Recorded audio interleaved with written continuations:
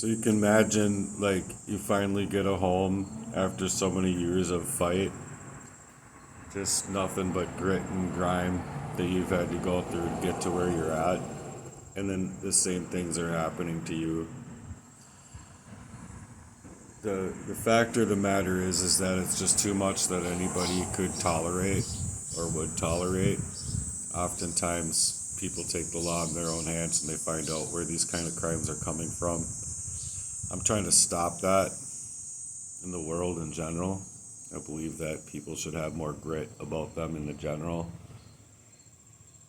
than just to be faced up with this type of grime and then that's just it.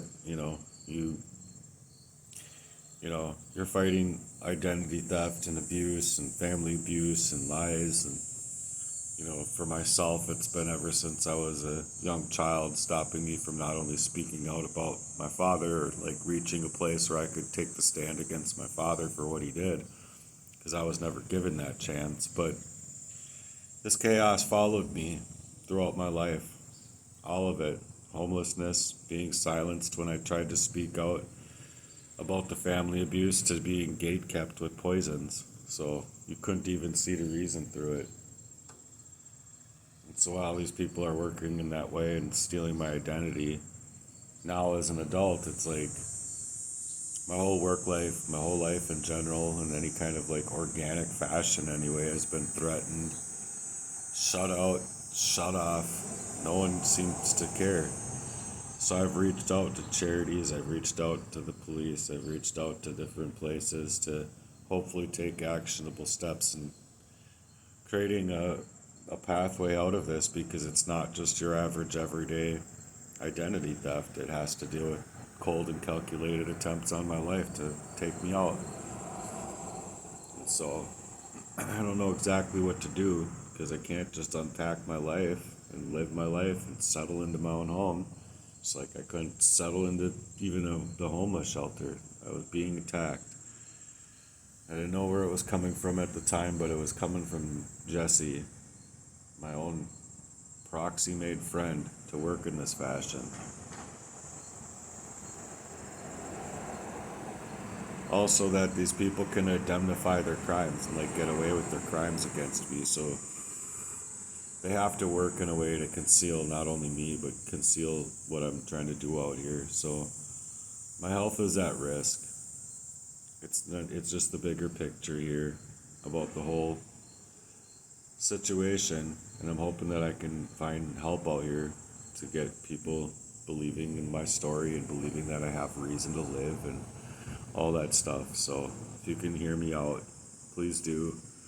Please let me know if there's anything you can think of that you think that maybe I might not be thinking of in movement, as far as what I can do with my life, where I can go to talk to who I have to talk to. I mean, I've reached out to legal firms and everything else, so I'm really looking for helpful support out here from the community, and I'm hoping that I can reach that kind of support. So thanks for being here, and thanks for taking steps to listen to my full story that I have online. I've been speaking out now for 2+ years, along with trying to do my lyrical mission and creating a movement. So I'd really appreciate any support that I could get. Your personal outreach might be all I need. So if you can think of that being the case, to help me save my life, basically, and be able to live my life in any organic fashion from here moving forward. I've been fighting this crime since I was 2. You don't see it because you're being poisoned.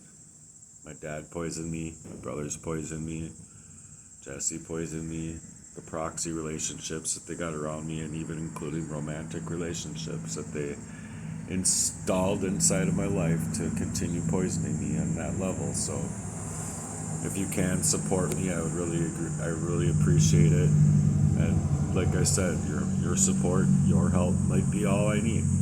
I'm just hoping that my videos can reach that one person to actually, do the trick, I guess. I'm drawn up. I don't want to go homeless again. I've been basically homeless my whole life. So please support me. Thanks.